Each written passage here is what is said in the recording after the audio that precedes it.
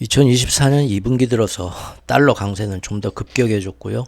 엔화하고 원화는 두 나라가 선진국임에도 불구하고 굉장히 불안한 환율 움직임을 보이게 됩니다.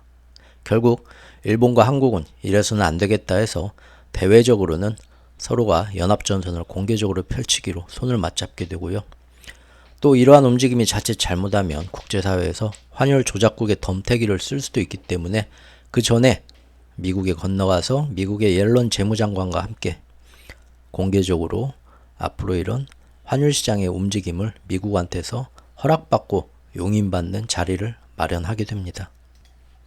당시 세 나라의 어떤 재무 대표들이 모여가지고 성명서까지 발표를 했고요. 또 그 이후에 일본은 또 한 번 더 옐런 재무장관과 독대를 하고 자기들의 환율 시장에 이런 식으로 안정을 취하기 위해서 개입할 필요성이 있다는 것을 한 번 더 설득하는 자리, 그리고 공개적인 지지를 받았다는 그런 자리를 한 번 더 마련하기까지 했었습니다.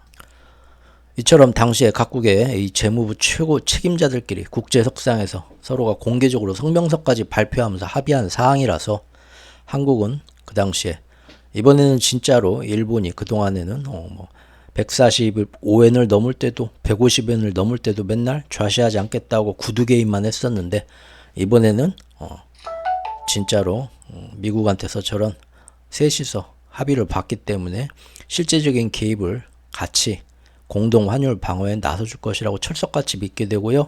그래서 4월 16일 이후 4월 17일 수요일부터 실제적으로 환율 시장에서 과감한 개입을 하게 되죠. 하지만 그 이후에 어땠는지 제가 이 환율 시리즈 첫 번째 영상에서 어떻게 한국은행의 등을 찔렀는지 일본 중앙은행이 보여드렸고요. 첫 번째 배신이었죠. 이후 대한민국은 약 일주일을 혼자서 외환시장에서 힘겹게 혼자 방어하게 되죠. 그런데 일주일 뒤에 마침 일본 중앙은행의 4월 금리결정 회의가 있었고요.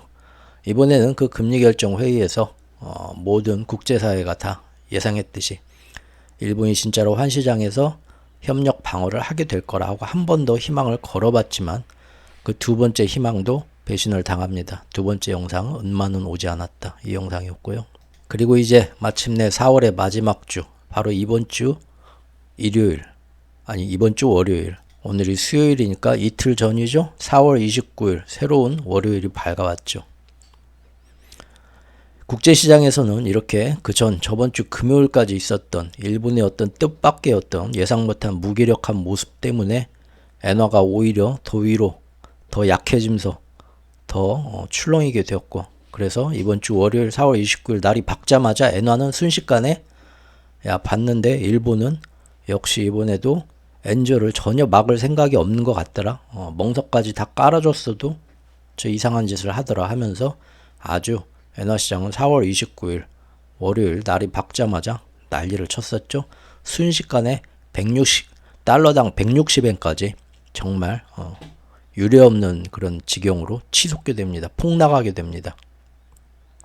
그리고 이때는 일본 역시도 이렇게 급격하게 빠른 기간 안에 환시장이 붕괴되는 것은 거의 금융위기 저리가라 하는 위기이기 때문에 어찌되었든 일본도 개입을 했어야 할 겁니다. 그래서 우리가 저번 영상에서 일본이 어떻게든 한번 개입은 해야 되는데 어떻게 언제 개입할까 그렇게 말을 했었죠. 그리고 실제 월요일날 큰 개입이 한번 있었죠. 월요일은 마침 일본 주식시장, 환시장은 공휴일이었습니다. 걔네들이 쉬는 날이었기 때문에 전에도 제가 환율 영상에서 저랑 같이 꾸준히 같이 공부해 오신 분들은 알겠지만 어느 나라나 그 시장이 안 열리는 공휴일, 그날이 환율 방어하기 제일 좋은 날이죠. 예. 경기장이 오랫동안 안 열리니까요. 제한된 그 어떤 역외 시장이나 이런 데서 외부의 협조를 구해가지고 굉장히 당국이 환율 방어하기가 딱 좋은 날입니다. 그래서 그 쉬는 날을 언제 이제 그 자산 시장이 쉬는 날이냐를 보고 일부러 이렇게 환시장 개입을 조정하기도 하는 거를 몇 차례 예전에도 말씀을 드렸었습니다. 마침 이번 월요일이 4월 29일이 일본에서 또 휴장일이었기 때문에 일본 당국이 그때 160엔까지 엄청나게 환율이 폭락하는 것을 급하게 개입해서 막게 됩니다.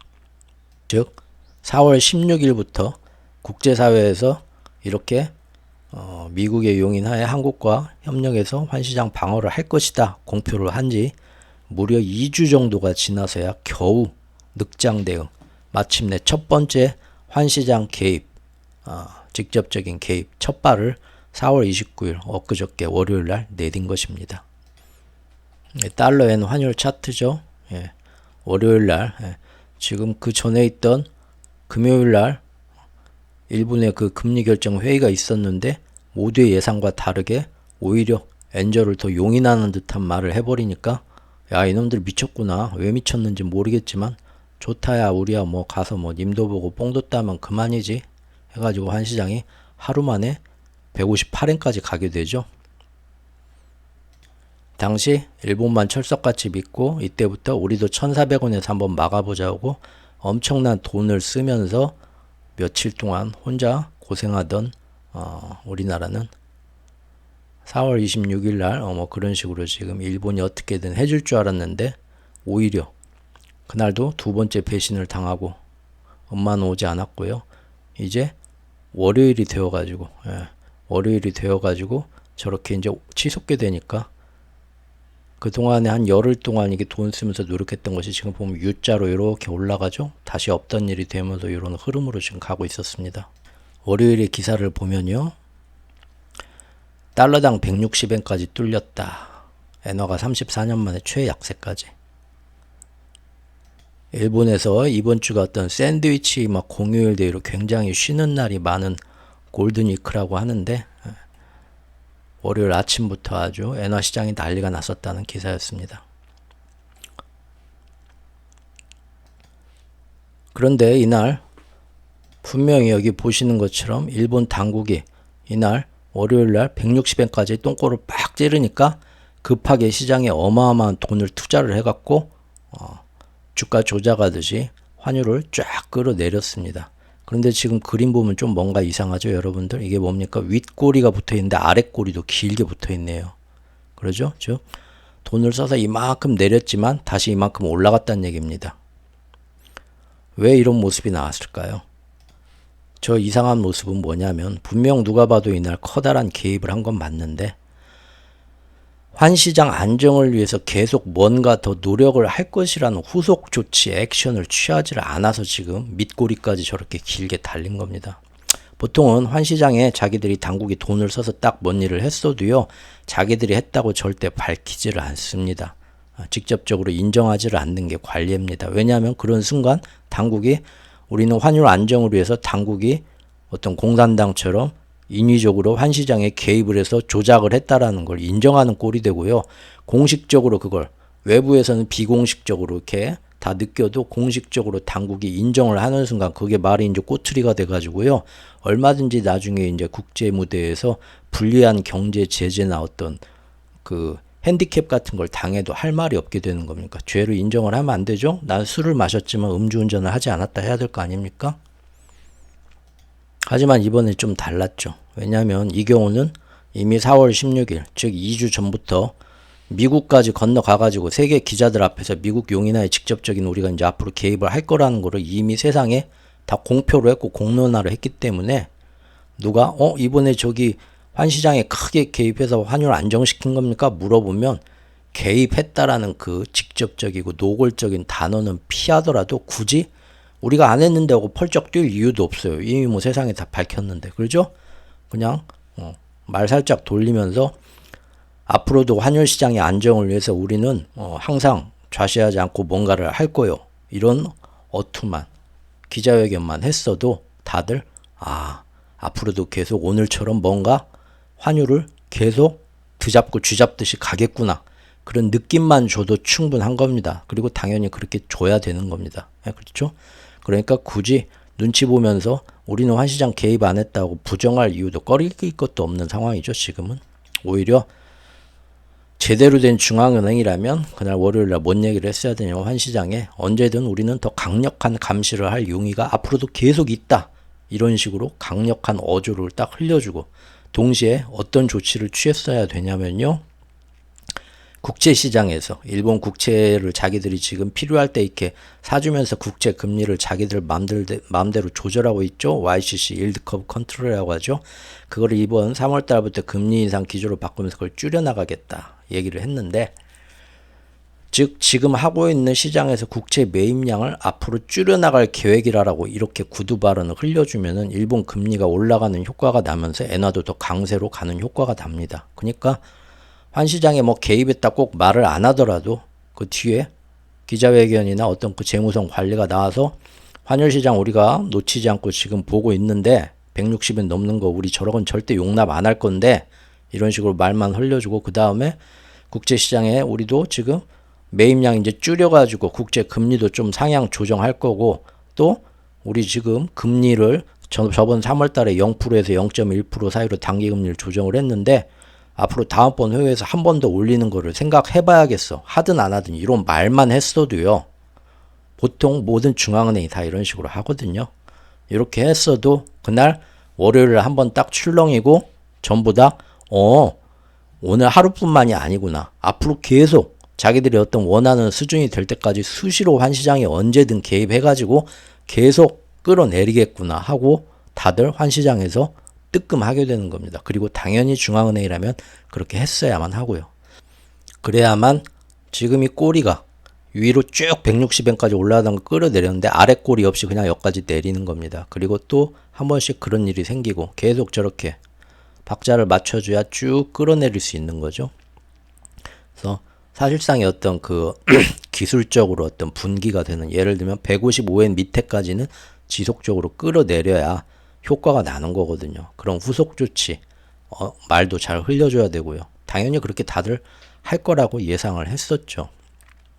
물론 환시장이나 이런 거 지금 제가 얘기하는 거는 일반적인 뭐 경제기사나 이런 데서 안 나오는 실제적인 움직임이기 때문에 저랑 같이 예전부터 꼭 이런 걸 짚어오신 분들이라면 굉장히 좀 낯선 얘기일 수도 있습니다. 그래도 흥미롭죠? 낯설긴 하셔도. 그런데 저 월요일 보면 아래 꼬리 붙은 거 보면 아시듯이 시장이 겁을 안 먹어서 다시 올라왔다는 거예요. 하루 만에. 왜? 그날 그렇게 큰 돈을 쓰면서 시장에 분명히 개입한 것 같은데 아무리 봐도 후속 조치의 발언들 앞에 지금 제가 쭉 얘기한 이런 발언들을 전혀 하지 않았다는 거예요. 당일날. 오히려 그런 얘기 왜 안 하자고 궁금해서 물어보는 기자진들한테 뭐라고 했냐면 그날 나온 그 재무성 관리나 이런 관련자들 얘기를 종합을 해보면 반대로 앞으로도 엔화 약세를 계속 용인할 것만 같은 반대되는 그런 말들을 언론에 일부러 흘려가지고 시장을 더 헷갈리게 만들었어요. 그날. 참 웃기죠? 자, 일본 당국이 개입 여부를 물어보니까 노코멘트로 일관하는 가운데 직접적으로 인정을 안 하지만 굳이 막 저렇게 화들짝 노코멘트로 부정할 이유가 없다는 겁니다. 이미 세상이 다 알고 있는 건데. 그죠? 이 효과가 나게 하려면 뭐 했습니까? 물어보더라도 우리는 160엔 넘지 않도록 어떻게든 지금 너희들을 지금 보고 있고 앞으로도 계속해서 환시장에 지속적으로 관심을 둘 것이다 하면은 오늘 저렇게 했는데 앞으로도 계속 한다는 얘기네. 충분히 그런 효과가 날 수 있는데 그런 말들을 후속 조치를 안 했다는 거죠. 이날 지금 전문가들은 160엔이 기술적으로 어떤 넘길 수 없는 쉽게 허락할 수 없는 마지노선이었다는 점, 또 그날 하루 보니까 거래량이 급등했더라. 평소하고 다르게 또 등락폭이 하루 만에 엄청나게 끌어내리는 장대 음봉이 나왔다. 이거 다 틀림없이 당국에서 엄청나게 돈을 써서 개입한 게 아니면은 뭐라 설명하겠냐. 이건 누가 봐도 당국에서 개입한 거다. 다만 이것이 하루의 일회성 조치가 아닌 앞으로 계속 지금 2주 전에 미국 건너가서 세 나라가 모여갖고 어깨동무하고 으쌰으쌰 앞으로 잘해봅시다 한 것처럼 정말로 앞으로 꾸준히 지금 한국이 2주 전부터 열흘 동안 저렇게 혼자 노력한 것처럼 일본도 앞으로 계속 날마다 할 건지 그게 의문이다. 그리고 당연히 그러기 위해서는 일본 당국 관계자가 뭔가 거기에 후속 조치되는 지원 사격을 해주겠지 하고 기대를 했는데 여기 기사에도 나오죠. 시장 개입 추정되지만 모호한 반응을 자꾸 보이고 있다.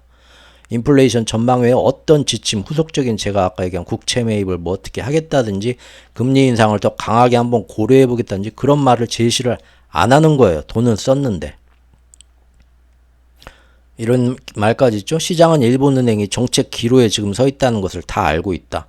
미국까지 건너가서 그렇게 하겠다고 하지 않았냐. 의지까지 보이지 않았냐. 그런데 일본은행이 정작 월요일날 돈을 써놓고 시장에 보다 명확한 지침을 안 내리고 있다. 빨리 명확한 지침을 줘야만 이것이 하루 만에 단기적인 일시적인 효과로 끝나지 않을 것이다. 오히려 옆에서 걱정해가지고 중앙은행을 가르쳐주고 있습니다. 니네 뭐하냐 이거 왜 안 하고 하고요.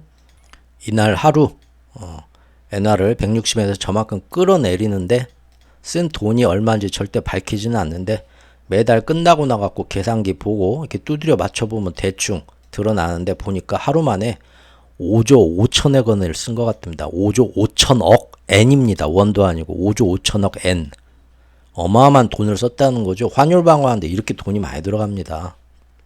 심지어 이날 그 다음날 기시다 총리한테도 물어봤어요. 외환 개입에 대해서 어떻게 한 거냐? 앞으로도 뭐 여기 외환시장을 어떻게 끌고 갈 어떤 뭐 엄격하게 끌고 갈 그런 의지가 있는 거냐? 그런 발언들이 아무도 안 나오니까 기시다 총리한테도 물어봤는데 기시다 총리마저 노코멘트 했습니다.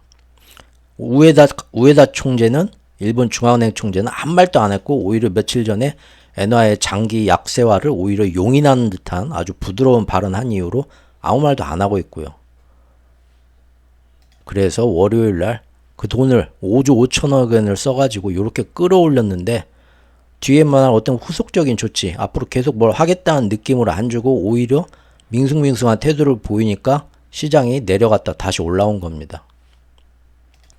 결국 거대한 시장 개입이 나온 지 하루도 안 돼갖고 여기저기서 우려 섞인 목소들이 저렇게 튀어나온 겁니다. 왜냐하면 단순히 저렇게 우리가 돈 써서 끌어내렸다 하루 만에 저걸로만 끝나게 되면 현재 이 구조적인 전 세계 달러 강세 상황에서는 그래봤자 일시적인 효과이기 때문에 반드시 일본 중앙은행이 아까 제가 얘기한 것처럼 향후 금리 방향에 대한 언급이나 국채 매입 계획을 어떻게 바꿔보겠다라는 그런 언급, 그런 지원 사격을 꼭 따라서 해줘야 되고 그래서 앞으로도 노골적으로 우리가 환시장에 개입했다 말은 안 하더라도 지속적으로 앞으로 오늘 같은 일이 또 계속 벌어질 수 있다라는 그런 암시를 주는 확실한 의지를 후속적으로 보여야 되는데 아무도 안 한다 이거예요. 돌아다니면서 마이크 잡고 이거 어떻게 된 겁니까 물어봐도 오히려 아니 그러면은 왜 2주 전부터 미국에 건너가가지고 3국의 재무장관들이 어깨동무하고 기자들 앞에서 미국한테서 허락도 받아내고 서로 악수하면서 사진도 찍었잖아요. 그런데 이제 와서 환시장에 월요일날 드디어 2주 만에 개입을 하루 했는데 왜 이런 후속 조치들을 안 하냐. 그러면 그때 뭐더러 미국 건너가서 그런 짓들은 뻘짓은 왜 한 거냐. 무슨 의미가 있냐. 미국까지 가서 그렇게 악수하고 사진 찍고 거기서 하겠다 하고 전 세계에 공표한 건 뭡니까 지금. 각 나라가 각자 그냥 개인적으로 한국이나 일본이나 환율시장에서 아유 이거 막아야지 하고 몰래 돈 쓰면서 그날 조금 야 너무 높아졌으니까 빨리 내려봐 해봤자 전 세계적으로 지금 2분기 들어서 달러 강세 구조가 아주 고질적으로 굳어지니까 하루 이틀 돈 써서 내려봤자 이 달러 구조 강세가 미국에서 바뀌지 않는 이상 다시 또 올라갈 거 아니에요. 시간을 두고. 그런데 지금 미국, 한국이나 일본의 입장을 하고 싶은 건 뭡니까? 표면적으로. 우리도 이거 다시 1350원 밑에 한 단계 밑에 레벨로 다시 끌어내려서 거기서 유지시키고 싶은 거고 일본도 겉으로는 최소한 155엔 밑으로나 내려서 조금 한 단계 한 레벨 아래 또 다른 박스권 밑에 있는 박스권에서 안정시키고 싶은 거잖아요. 거기서 이제 횡보를 하든 간에 그렇죠?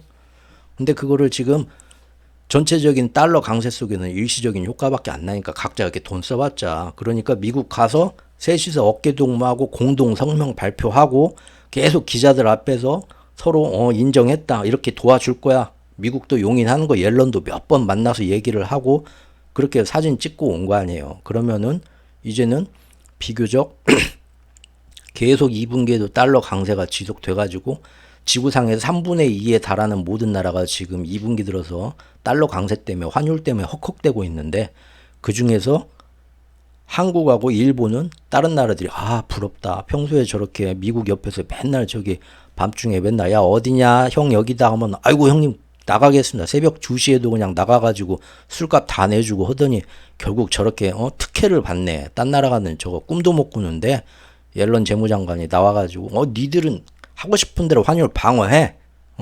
누나가 말이야 다 백업 해줄게.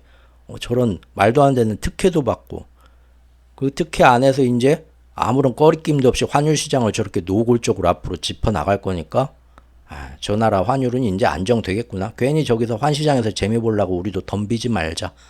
그렇게 충분히 그러려고 건너갔던 거 아닙니까? 맞죠? 그럼 하기만 하면 되는데 멍석 다 깔아줬는데 안 하고 버티다가 2주 만에 이번 주 월요일에 갔는데 왜 후속 조치 안 하고 저렇게 해갖고 하루 만에 환율이 내려갔다가 다시 붕 뜨게 만드냐고요. 아무 의미가 없는 거죠. 이제 좀 이해가 되시죠? 결국 하루 만에 이런 기사들이 나옵니다.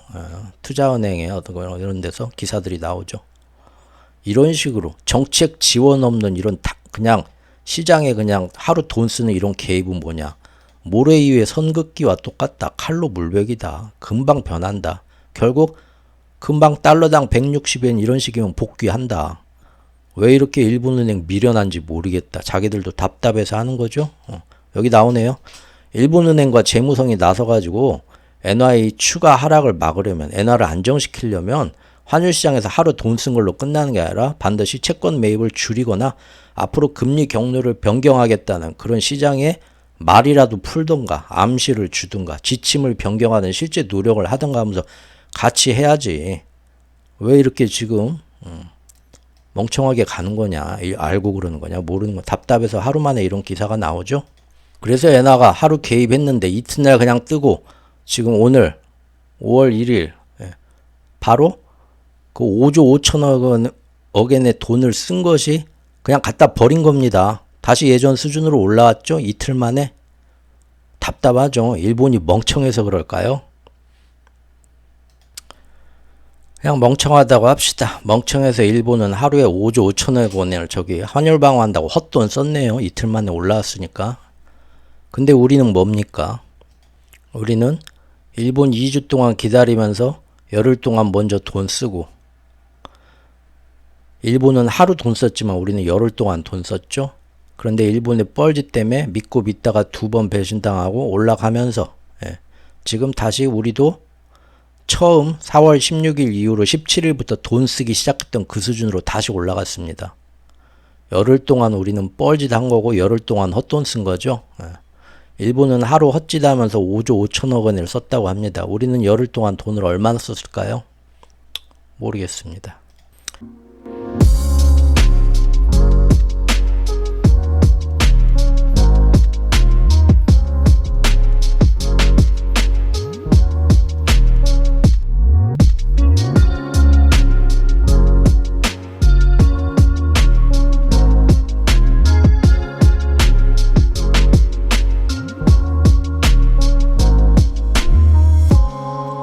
최후의 오크의 경제 이야기. 경제 이야기.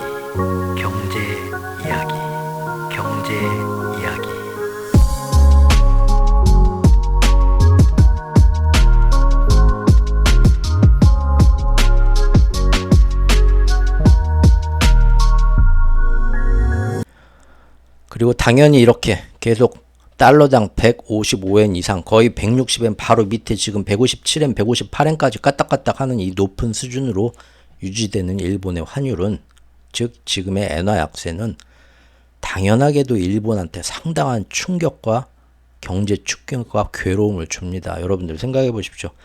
사실 작년부터 140엔, 달러당 140엔 넘을 때마다 다들 벌벌했어요. 야, 이거 도저히 여기서 일본은행 이거 용납 안 하겠지?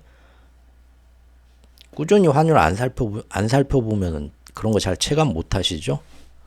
그리고 145엔에도 설마 145엔을 150엔은 무슨 일이 있어도 하늘이 두 쪽 나도 150엔은 일본이 나서갖고 무슨 짓이든 한다. 몇 달 전까지만 해도 다 그랬습니다. 그런데 지금 155엔을 넘으니까 사람들이 이게 뭔 일이지? 이제는 입만 벌리고 있죠? 그런데 지금 어떻습니까? 순식간에 보름 만에 160엔까지 또 가는 거예요. 자, 지금 보시면 일본의 경상수지는 지금 13개월 연속 흑자 행진입니다. 하지만 뭐 경상수지나 이런 거 보고 일본 잘 나간다 생각하면 안 되죠. 일본 월급쟁이 서민들은 23개월째 지갑이 쪼그라들고 있습니다. 그렇죠? 실질 임금. 아무리 뭐 월급이 뭐 올랐네 어쩌네 그래도 모든 물가가 오르면서 실제 자기들 월급은 지금 쪼그라들고 있다는 겁니다. 다 이 환율 때문에 그러죠. 이번 3월에 뭐 저기 춘투라고 해가지고 전국적으로 임금 인상 협의해서 일본이 막 몇십 년 만에 월급쟁이들 임금 크게 올려주지 않았나? 라고들 생각할 수도 있는데요. 일본도 노조가 별로 없어요. 거기도. 일본이나 우리나라나 뭐 사실 선진국들에 비하면 그렇게 뭐 노조가 대단한 편은 아니죠. 동양이. 우리나라는 좀 대단한가요? 그래도 원조 국가들은 못 따라가죠. 어쨌든 일본이 이번 3월 달에 대기업들 춘투해서 임금을 막 엄청나게 올렸다고 하는데 여기 보십시오. 일본이 현지 노동자 10명 중에 8명은 전혀 그런 혜택을 못 봅니다. 예. 임금 인상을 단행한 그 노조가 있는 그 대기업들은 전체 근로자 10명 중에 2명밖에 안 돼요. 혜택 보는 건. 그러니까 임금도 오르지도 않았다는 거예요. 5분의 4의 노동자들은. 근데 인플레이션은 계속 지금 엔화가 저렇게 약세가 되면서 더 힘들고 먹고 살기 팍팍하겠죠. 고물가의 맥노추는 일본의 실질금리 가계가 심각하다. 지금 23개월째 나 죽는다는 곡소리가 들린다. 심지어 엔화가 이렇게 계속 약세로 더 빠지니까 일본의 명목 GDP 1년 동안 일본에서 얼마나 돈 벌었냐 그 명목 GDP도 후퇴합니다. 그래서 자꾸 다른 나라한테 순위를 뺏기고 있죠 지금. 엔화 가치 하락에 의존하는 경제 성장에는 분명히 한계가 있다. 모든 그 환율이 무조건 싸다고 해서 수출 잘 되니까 나라가 잘 되겠네 하는 게 아니라고 했죠. 어느 일정 수준 이상을 넘으면 서민들만 힘든 게 아니라 이제는 엔화 때문에 수입 물가가 다 너무 그 환율 약세 때문에 수입 물가가 비싸지기 때문에 수입해갖고 물건을 만들어가지고 중간재 같은 거 수입해서 완성품을 만들어서 수출하는 기업들도 그때는 환율이 싸가지고 환율이 굉장히 자기들이 우리나라 환율이 약세로 빠져서 수출에 이득 보는 게 아니라 어느 순간부터는 오히려 손해가 더 심해지는 단계가 온다. 제가 대충 지금 그래서 각자 막는 데가 있다고 했죠. 우리나라는 1,300원부터는 경기에 들어가는 거고 1,350원은 그래서 어떻게든 막으려고 하는 거고 백마고지라고 말씀드렸죠. 일본도 사실상 145엔 150엔 가기 전까지는 145엔부터 엄청나게 방어 그래서 하는 거고 150엔 넘으면 뭐 수출 기업 잘 되는 게 아니라 일본 경제가 그때부터는 푹푹 썩어요. 중국은 제가 이제 그래서 중국도 포치라는 개념이 있는 거죠. 달러당 7위안 안 넘기려고 그렇게 노력을 하는 거고 지금 7.25위안에서 지금 중국하고 미국이 계속 싸우고 있죠. 2분기 들어서 굉장히 거의 힘든 단계입니다. 결국 이런 엔저가 계속되면서 일본 GDP가 내년에는 인도에까지 밀리고 독일에 밀리고 금년에 내년에 인도에 밀리고 세계 5위로 추락할 수 있다. 체면 구기고 있죠. 이번에 어제 뭐 저기 보궐선거인가 했대요. 근데 기시다 때문에 이렇게 뭐 민자 자민 여기 뭐예요? 자민당이죠. 자민당 뭐 무슨 뭐 부패 뭐 스캔들 비리 그런 거 있다고 하는데 결국은 아무리 저기 막 기시다가 미국에 가서 막 바이든이 껴안고 뽀뽀하고 허그하고 아이고 동생 우리 S 동생 하면서 지들끼리 뭐 막 일본 대단하다 막 밀어주고 국제적으로 외교적으로 그런다고 해도 당장 사람들이 먹고 살기 힘들어지니까 기시다 지지율이 아주 땅바닥에 곤두박질 치고 있죠. 이번 보궐선거도 말도 안 되게 참패를 하고요. 결국 이러면은 금년 9월에 있을 자민당 총재 선거에서도 기시다 총리가 연임할 수 있겠냐. 자꾸 이런 얘기. 지지율이 땅바닥을. 한국하고 일본하고 비슷하네요. 모든 점이. 이런 상황이란 겁니다. 근데 지금 우리는 그전부터 이제 예상을 하고 살펴봤었죠. 국제정세 살펴보면서 지금 오히려 4월 달부터 시작되는 2분기가 사람들이 생각하는 것처럼 좋은 시절이 아니라 오히려 미중 간의 금융전쟁은 더 앞으로 격화될 것이고 2분기부터. 그래서 이미 3월 말에 있었던 그 중국에서 시진핑이 직접 출격했던 보아오 포럼에 딱 맞춰가지고 2월부터 꾸준히 미국과 일본이 연합해서 달러 강세가 이미 그때까지 최고치까지 꿈쩍꿈쩍 무섭게 떠올라 있었고 달러 강세와 미 국채 금리가요. 그리고 이제 2분기 들어서는 보아오 포럼 끝냈으면 한 박자 쉬어져야 되는데 안 쉬고 계속 꿈쩍꿈쩍 오르는 거 보고 국제정세 보고 제가 그랬죠. 이거 2분기 때 여기서 한층 더 강화된 어떤 레벨로 진화하면서 굉장히 힘들어지는 그런 단계로 더 간다. 조심하자. 그래가지고 그때 이제 제가 시즌 6로 전환을 했죠. 블로그에서. 그래서 엔화 약세 오히려 2분기 때 더 심해질 수 있고, 우리 환율도 그렇게 잘 막아오던 1350원 백마고지에서 막지 못하고 무너질 확률이 아주 크다. 경계했었죠. 이미 그때부터 3월 말부터 영상 찍고 했었습니다. 앞으로 3개월 점점 클라이막스로 더 힘들어지고 3월 말 보아웃 포럼 기간에 숨막히는 환율 전쟁이 있었는데 이게 끝이 아니다. 피 튀기는 2차전이 이제 2분기에 예고되어 있다. 3월 30일 날 다 만들었던 원고들입니다. 그리고 지금 4월 한 달 지났는데 어떻습니까? 실제 그 일은 일어났죠. 일본은 4월 들어서 환율이 152엔 수준에서 전혀 안정되지 않을 때도 일부러 계속 용인을 해주더니 이렇게 된 겁니다. 자, 지금 4월 한 달 동안의 일본 환시장의 환율, 거기에 이제 그 환율 당국의 어떤 움직임을 쭉 봤는데요. 이게 뭡니까? 결국은 사실상 일부러 4월 한 달 내내 일본은 엔저를 막은 게 아니라 일부러 유도했다는 겁니다. 그렇죠? 심지어 그걸 막을 수 있는 지금의 달러 강세에 고생하는 다른 여러 타국들이 보기에는 아주 부러워할 정도로, 야, 미국이 저렇게 한국과 일본을 아껴주는구나. 세상 참 불공평하지만 나도 진작 금수저로 태어날 걸 하는 것처럼 아주 호화로운 판까지 깔아줬는데도 바로 엊그제 월요일 날 그걸 또 다 바보같이 다 걷어차고 이렇게 심각한 엔저를 일부러 또 만들고 즐기고 있어요. 이런 걸 뭐라고 하나요? 변태라고 하나요? 마조키스트라고 하나요? 이런 거를 이렇게 끌어내렸다가 다시 올리고 또 올리고, 지금 충분히 지금 다 온 우주가 도와주면서 너 이게 내릴 때까지 155엔 밑으로 내리든지 네 원하는 대로. 그러면 우리도 그동안 야, 이 새끼야 욕했지만 저렇게 월요일부터라도 도와주면 우리도 내려가지고 최소한 135엔까지는 한 번 더 욕심내보고, 어? 그러면은 너 왜 인마 인제 나와가지고 우리 2주 동안 이렇게 힘들게 만들었냐? 그러면은 장난 한번 해봤어 동생. 같이 지금부터 잘하면 되지. 다 나도 사정이 있어. 사실 말 못할 사정이. 그렇게 하면 좀이라도 덜 서운할 수 있을 텐데, 하루 저거 타고 이렇게 뜨고 우리도 다시 뜨고, 결국 환율 시리즈 시작했을 때부터 지금 1차, 2차, 3차까지 10 며칠 동안 우리는 헛돈 쓰고 헛질할했다 이겁니다. 그리고 이 4월 동안 어제까지 미국 자산시장 어땠습니까? 4월 한 달 동안 온갖 미국 시장의 물가지표, 고용지표들 다 나왔는데 어떻습니까? 이건 역시도 아주 안성맞춤으로 우리가 예상한 것처럼 딱 나왔죠. 2분기에는 어떻게 해서든 우리가 이 1번 시나리오로 봤었죠. 다들 금년 2024년 들어서 2번 시나리오 연착륙으로 간다. 호객꾼들은 떠들지만 국제정세와 진짜 세력들의 그 흐름을 보자. 그래서 결국 계속 물가가 안 떨어지네. 아우, 고용도 튼튼하네. 금리 인하 하고 싶은데 자꾸 뒤로 미뤄지네 하면서 고물가, 고환율, 고금리로 계속 끌고 간다. 1번 시나리오. 그리고 여차하면 안 될 때를 대비해서 3번 시나리오. 지정학적 분쟁이나 갑자기 미국의 경기 침체가 오는 걸로 해가지고 3번 시나리오도 대비하고 있지.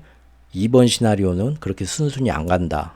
이거 지금 작년 11월부터 영상 만들어서 그때 이제 이렇게 되나 보자 했던 거죠. 근데 지금 1번 시나리오로 가는 거죠. 결국 다 봤던 흐름대로 지금 가는 겁니다. 이 와중에 이제 안타까운 점은 사실상 이 모든 우리가 예상했던 흐름은 뭡니까? 미중 간의 기축통화 패권 갈등을 보고 앞으로 중국의 위안화를 더 약세에 빠뜨리고 이제 할 수 있는 모든 부양책과 금리 정책으로 돈을 풀어서 경제를 살려보자는 필사의 발악을 하는 그런 중국을 겨냥한 것인데, 오히려 큰 타격을 받아야 하는 중국보다는 그 앞에 사이에 껴있는 새우등 우리나라 원화가 오히려 위안화보다도 지금 그 영향을 더 크게 받으면서 더 크게 흔들리고 있다는 점이 안타까운 점인 겁니다. 중국 쓰러지기 전에 한국이 쓰러진단 말이에요. 잘못하면. 기사 보시죠. 중국인들이 더 몰려오겠다. 지금 우리나라에 중국 관광객들이 이제 많이 오려고 한답니다. 반가운 소식이네요. 근데 왜 그래? 갑자기 왜 뭐가 먼 바람이 불어서 한국 여행으로 다 돌렸어? 물어보니까 위안화도 지금 달러 때문에 약세로 빠지고 있잖아요. 그래서 해외여행 갈 때 부담되는데 가만 보니까 위안화 약세로 빠지는 동안 한국 원화는 더 약해졌다 이거예요. 그래서 상대적으로 위안화하고 원화하고 환율을 보니까 한국 여행 가면 굉장히 싸게 여행을 즐길 수가 있어.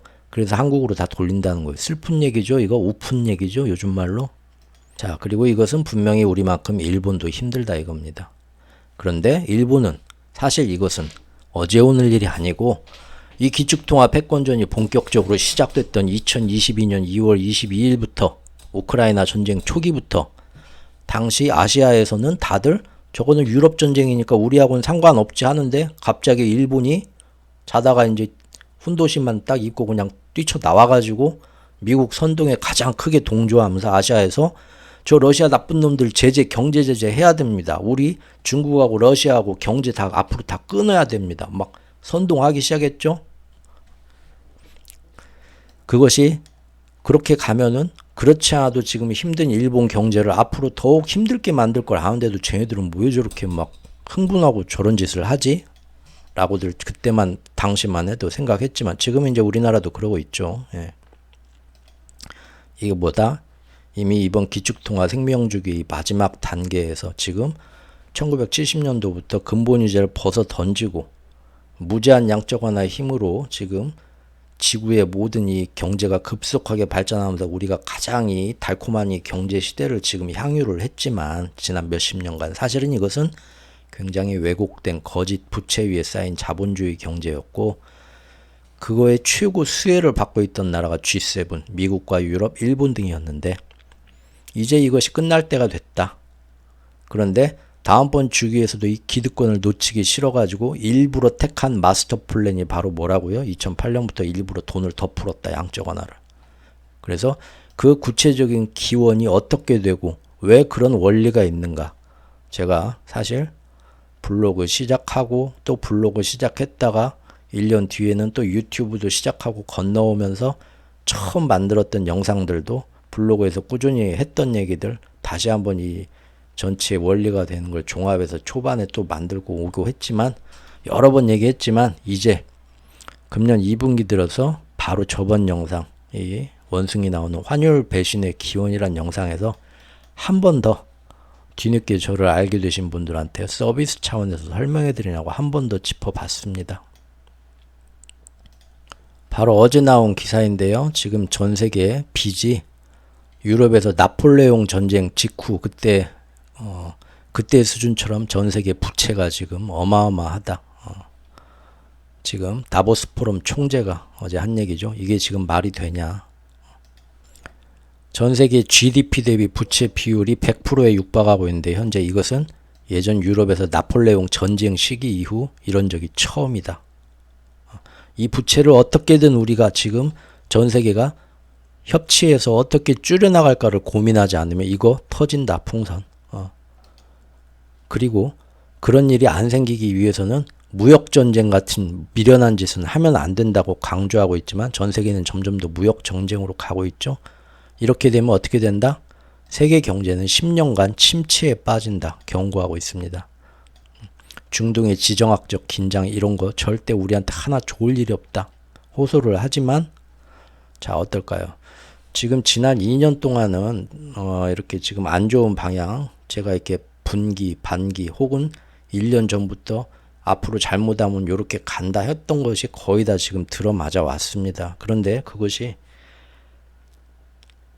중간에 사람들이 거기에 대해서 사람들이 쉽게 선동당하지 않고 이념 진영 논리나 이런 거에 막 갈등 반목에 선동당하지 않고 사람들이 뭐가 중요하고 뭐가 더 옳은 가치인가를 생각하면서 사람들이 목소리를 내는 그런 사람들이 많아졌다면 정치 경제를 주름잡는 저 세력들이 저 방향대로 마스터 플랜을 끌고 가는데 상당한 애로사항이 있습니다. 결국은 여론에 휘둘려야 되기 때문에 자기들도 여론 눈치를 봐야 되거든요. 그래서 항상 그게 되나 안 되나를 보고 제발 이럽시다 하고 그동안 저도 나름 노력을 한 건데 안 됐거든요. 그런데 최근 와서는 우리나라는 전혀 못 느낄지 모르겠지만 외국에서는 이제 이 기축통화 패권전이 2년 지나면서 상당히 바람직한 변화들이 나오고 있습니다. 지금 이런 사람들도 2년 전만 해도 이런 큰 국제적인 경제 수장도 미국이나 뭐 이런 G7 나라 눈치 보느라고 감히 이런 말 못했어요. 근데는 소신 발언 요새는 막 합니다. 유엔 사무총장 그 양반도 이스라엘 팔레스타인에 대해서 처음부터 그 안에서 완전 저기 다 왕따 시키고 국제적인 어떤 힘을 이용해서 다 저기 모가지 자르고 막 퇴사 저기 직책 내려놓으라고 막 압력 넣고 파벌 싸움 하고 하는데도 끝까지 자기 경력을 걸고 이 전쟁은 잘못됐고 팔레스타인 민간인들 학살하면서 계속 얘기를 하죠. 물론 우리나라에서는 지금도 그런지 모르는데 지난 몇 달 동안 그 사람이 욕 엄청나게 했습니다. 근데 지금 어떻습니까? 전 세계에서 젊은이들 위주로 해가지고 지금 대학가에서 이건 아니다 하고 이 전쟁은 이런 식으로 가면 안 된다고 계속 압력을 넣고 있죠.